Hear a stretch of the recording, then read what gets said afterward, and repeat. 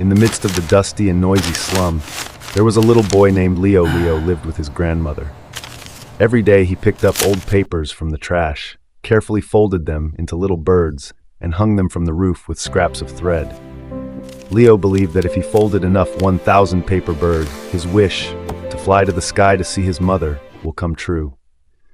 The adults in the neighborhood often laughed at him, calling him silly. But Leo still smiled, still patiently folding each bird one by one under the dim yellow light. On each bird, he wrote a line of his dream: "I want you to see me smiling." One night, a storm came. The wind was so strong that it blew away all the birds that Leo had been folding for so long. Leo ran out and tried to hold on to the birds, but was helpless. In just a moment, the whole flock was blown away.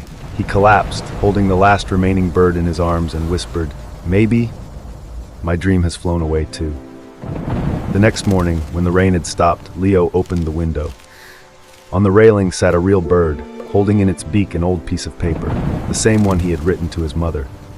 On it, the words were shaky but clear: "Keep flying, my little bird." Leo looked up at the sky, tears falling, but this time from happiness. He took the last paper bird, held it high, and released it into the sky. It floated up, slowly, and disappeared into the first rays of morning sun.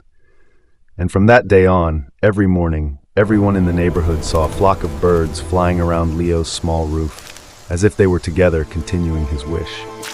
Sometimes just believe a little, your wishes will start to fly. If you ever had an unfulfilled dream, share it to remind someone. The news may be true,